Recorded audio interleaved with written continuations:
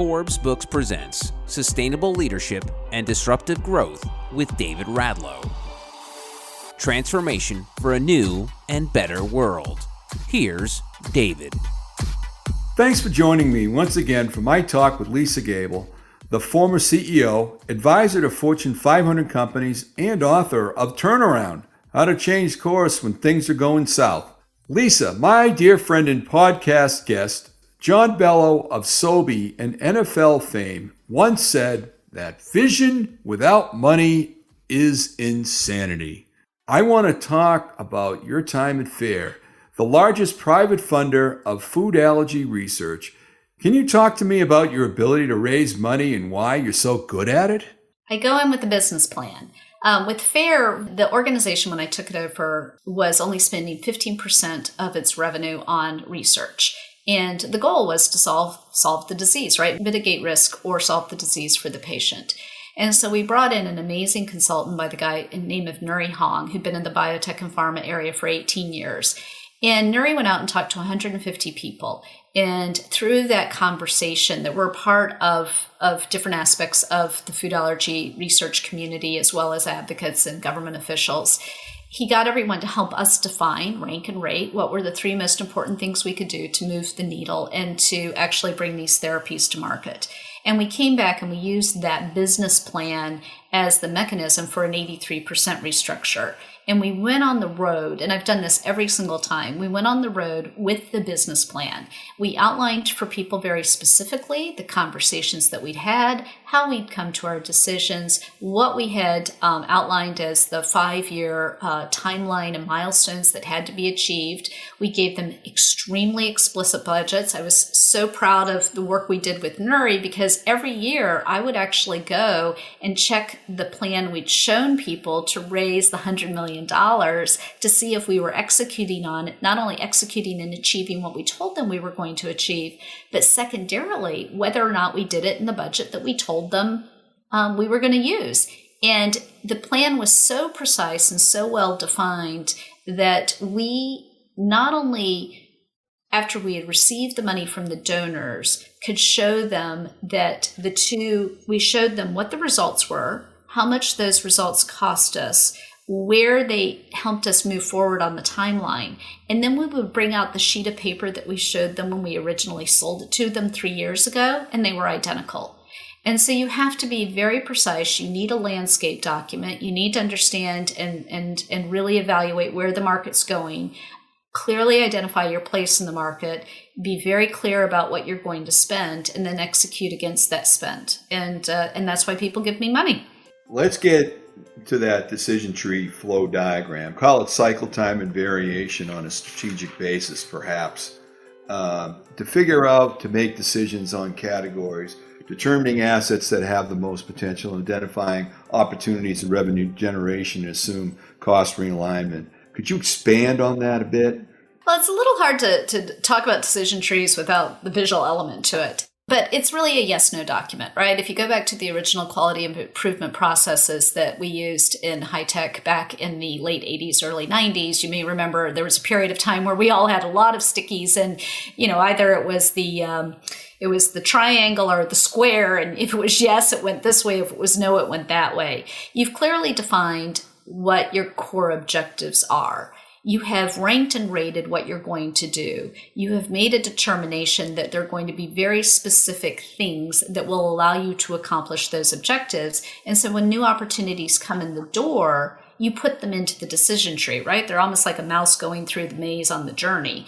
And so you question that new opportunity and say, does it do this? Well, yes, if it does that, then it goes to the next stage. Does it do that? Well, yeah, it does that too. So it moves to the next stage, and that allows you to continue to move through your decision tree and say, okay, if we take on this opportunity, it actually has the characteristics and meets the criteria for an investment, and therefore we're going to do it. If the answer is no, then you don't do it. And it ends up being a very clearly defined process. I've used decision trees in every imaginable sense, whether I've been with government working on sexual harassment to the food and beverage companies to FAIR and therapies.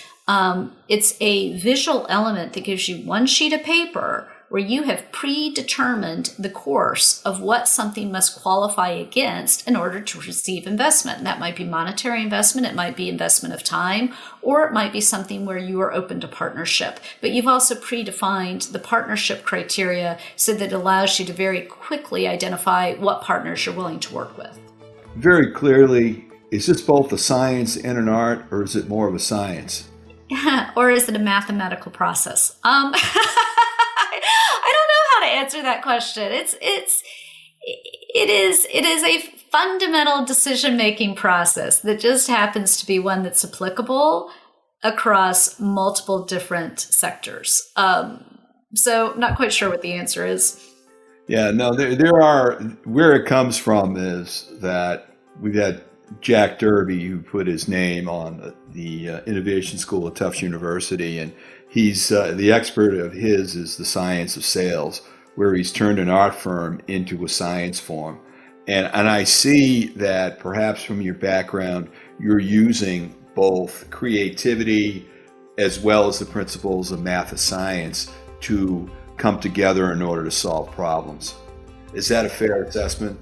Yeah, I mean, the way that my process works is I take the manufacturing techniques I learned at Intel and I combine them with the art of diplomacy. And that's where the art of diplomacy measures in the human factor. And the human factor is important. When you make decisions, you impact people.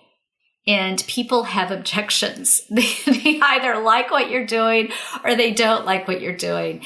And so, we can be, and I've worked with so many engineers, right? I've worked with so many scientists. I've always worked with manufacturers, now pharmaceutical, high tech, food and beverage, auto industry. And people can get so keen on the what's right and wrong and what fits in the science, and they forget the people. And we've seen that, and I don't want to get into the controversy of mask wearing, but we've seen that in spades over the last 2 years that, yes, you can have the scientific reason why you want to do something, but people still have opinions. And so that's where the art of diplomacy comes in. Let's talk about the delicate balance of handling people and maintaining revenue as you turn around through your initial structuring and your need to outsource, and keeping flexible with a positive attitude throughout this change. For those out there that are going through a big corporate or government reorganization and change, what do you recommend? 1, keep your sense of humor and don't take yourself too damn seriously. Those are 2 things I would recommend. But what I mean by that is nothing kills anything like hubris. Nothing kills anything like ego. Take yourself out of the situation and just focus on what needs to happen in order to accomplish the objective. And then recognize you are going to have to talk people into doing it in a new way. And talking them into doing it is not a sales job. It's not, smoke and mirrors. We've all looked at the situations where you have the amazing salesperson that charismatic individual that persuades everybody to move forward based on their words alone. And that's not going to be a sustainable process. People finally start seeing that, what the Wizard of Oz is behind the curtains. And so you need to be respectful and spend the time to understand the impact of all of the changes on the different entities that you are impacting along the way, and then persuade them that that is the manner in which the change needs to be made for us all to be successful. But people need to lay down their weapons. I mean, in all situations I have walked into, by the time I get there, people literally hate each other. When I used to absorb and take more migraine medicine when I started the initial process of trying to facilitate a common language process and goal for the food and beverage companies with the government and the public health. The acrimony was incredible. And so it took a great deal of diplomacy combined with a slow process of bringing everybody in on aligning objectives and incentives to achieve something that would be beneficial to all of them. But it doesn't happen overnight. It takes patience. Through that process, performance reviews and attrition and the constant redefinition of goals kind of get you through some of that acrimony as you position to the future. It does. And one of the hard things we have right now, and I faced it at FAIR, is I had to up-level the organization so quickly. I had to do an 83% restructure and build out a whole category of business that literally had, when I started, there was no therapy market. And right now there is only one therapy market for one allergy only, which is peanut. And it's not one that's usable by a lot of people. So we went through a lot of churn. And it was tough. And I think that's going to be a common issue that a lot of companies face. It used to be that there were periods of time where you could work through a problem, change an organization, plateau, and then you'd hit your next inflection point. With COVID, with what's going on geopolitically, that is happening on a rapid basis. And so you are going to have churn, and you are going to need to be cognizant of the impact of that on the employees that you have. Let's talk about your execution with speed, confidence, and heart, with aggressive goals and quantitative goals and getting everybody pumped up with these goals. Do you have incentives to get people through this? And how do you lay this out? Or is it more that we're all in this together, we have to get through it together? There is no formula that works for we all are in this together and we got to do it together. Nobody buys off a motherhood and apple pie and the American flag. They just do not. And so what you've got to do is when you build that plan, when you're doing your shuttle diplomacy, you have got to identify the one deliverable, the one benefit that's going to incentivize getting that person on board. And you sure as heck better deliver on it. I keep a spreadsheet and I keep notes in my Outlook on people's personal files where I identify the thing that is most important to that person. It might be the thing that's most important to the customer. It may be the thing that's most important to a high net worth donor. It may be the thing that's most important to the executive. You can only imagine when I ran a coalition of getting 16 food and beverage companies to compete on the same common denominator, which was lowering calories in their products, that each of them was incentivized by very different things. And due to, how their company had been developed and problems that they'd run into in the past, they were hyper sensitive about the language we used. They were hypersensitive about how we articulated things. They were sharing a common denominator, a common goal.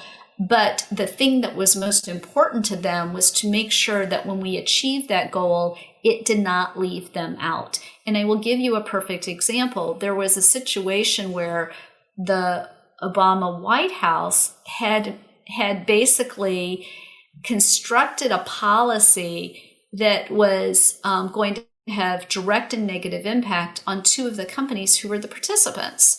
And they didn't really recognize it. They're like, well, they make that one bad product. And I said, well, you need them on board because 75% of their portfolio is going to help them achieve the objective that you want to have. And you just really publicly humiliated them. You've got to be careful about that. You've got to understand what's most important to the different people who are part of your coalition. And you need to go back and reassure them constantly that you are keeping that concern top of mind as you are making those changes. Thank you. If you can shed a light as you build your partnerships down the road, and I enjoyed your discussion on zoo and monkeys, but if you could comment on the different channels of growth, the co-branding, public-private, and corporate responsibility as you look towards comparative operating styles, would you mind commenting on that? Sure. Right now we do use more than I've ever seen. When I first started in this process with Intel in the early 90s, working on K through 12 education, the whole concept of working with government and philanthropy and academia to achieve objectives was a whole new concept. So today, it all boils down to money. You need money to get stuff done. And you need to get everybody, and you'll see that I spent a lot of time explaining the concept of revenue. There has to be a revenue potential within the partnership that is clearly defined for everyone to be involved. Now, that revenue potential may be that it keeps you from losing revenue. It may not actually create revenue for you, but when we're talking about sugar taxes, it's a loss of revenue. And so being able to design a program that would help a company avoid the sugar tax tax allowed them to maintain their revenue. So in each of these partnerships, whether it's the channel partner, whether it is corporate social responsibility, if everyone has a revenue tie, and capitalism does work as defined, if everyone has a reason why doing something together will enable them to be more successful, more impactful, and have the revenue that they require to sustain that impact, that is going to be the most successful definition. It's why when companies are most successful is when they have a revenue motive tied to their CSR. It just is more successful because it allows you to piggyback on all the other revenue generation activities within the company that has the side benefit of solving a societal problem.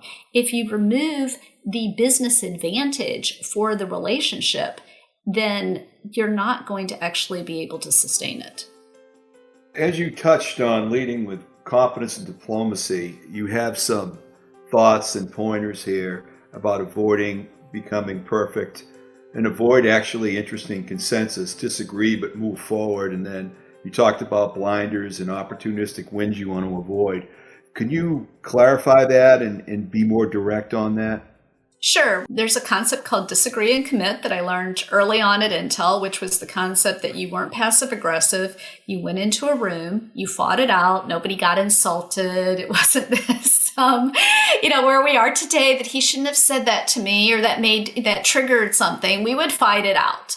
And we'd all fight it out in the room from a business perspective, we couldn't yell at people. We couldn't humiliate people. You couldn't bully people. You were fighting out over the facts. If we do it this way, it's going to accomplish this. No. If you do it this way and we add up these numbers, it's going to go here. But once the room agrees that you have to move forward, there's a concept called disagree and commit. And that is you articulate the fact you don't agree, but when you leave that room as a group, you are committed. And you never say anything to undermine the rest of the organization moving forward. You may not agree. And you know what? If you maintain your disagreement, you leave the company. That's your option. You don't have to stay there. But you don't get to go and use a passive-aggressive back channel mechanism to undermine the people who are part of your coalition, whether that be your work colleagues or whether it be a group of companies that you're involved with. So that's really what I mean by that, is that I have something called the 60-40 rule.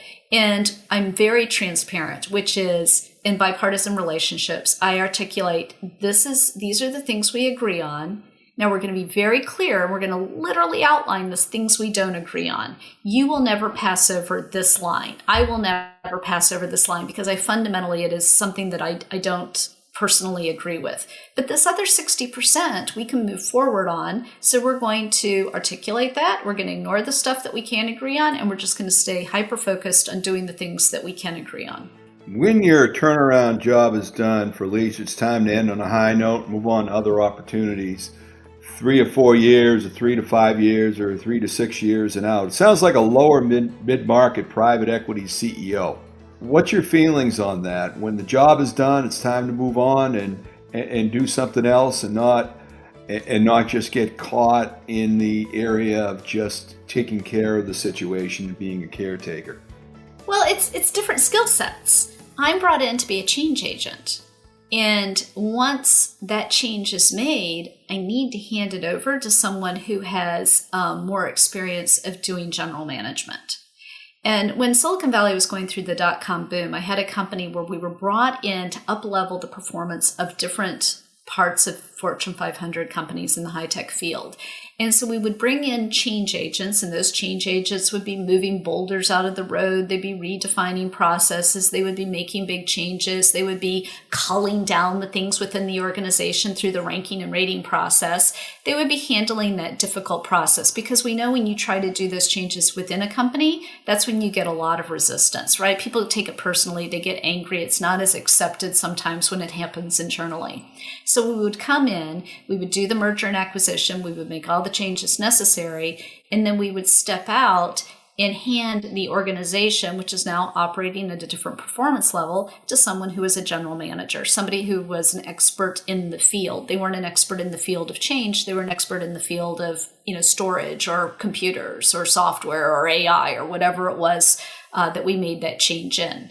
And so it's recognizing what you're good at doing and stepping aside when you're no longer the best person to take the organization through its next inflection point. So that's what I mean by it, is you come in, you make the change, and then you make a determination as to whether or not you can grow with it. I am not a general manager. It's not what I do. So I know that I come in, I make the changes, I create the stability, and in fact, I know it's time for me to leave when nobody's calling me as much anymore, right? I mean, when all of a sudden I've embedded all of the changes within the normal functionality of the culture and the business.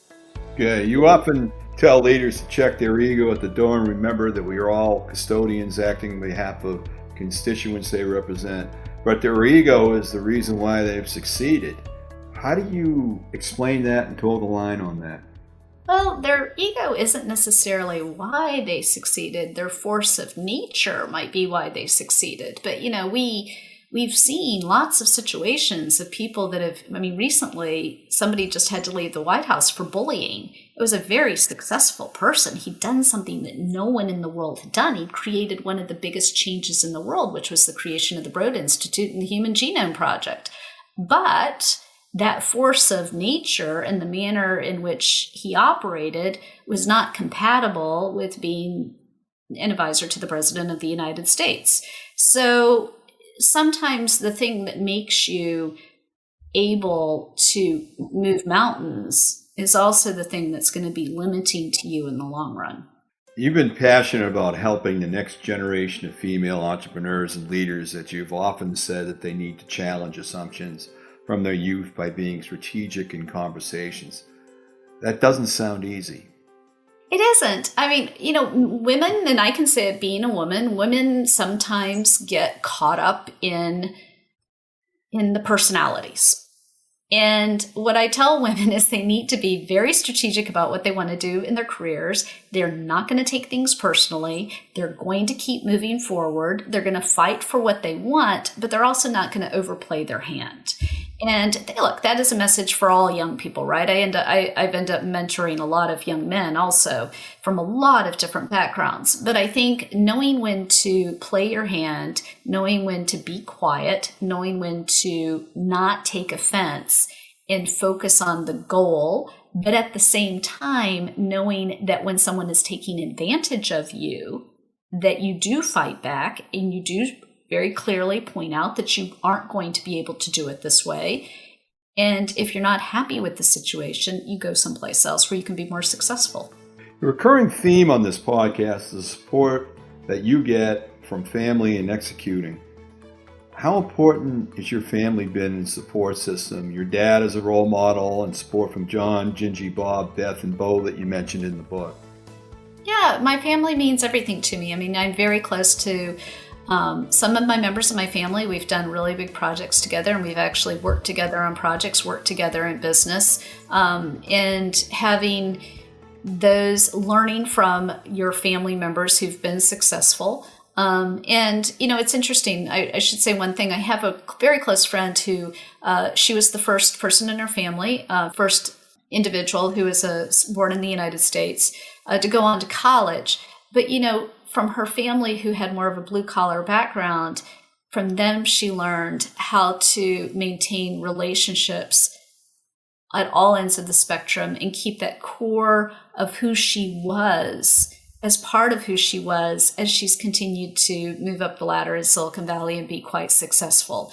And so you can't underestimate the value of your family, and having a supportive family who's there to help you is one of the most important things. I talk about John, my brother-in-law, because my husband has had a reoccurring cancer and 2 autoimmune diseases, which we found when my daughter was 10 months old. And I'll never forget, I'm managing my business. Jim literally was doing a startup where the money from the VC had come into his startup while he was on the operating table. And, a little kid gets sick, right? And so my daughter's throwing up all over the place. And I called up John, who was single at the time and lived about 10 blocks away. And I'm like, I just need you to come over right now and take care of Helen Ann.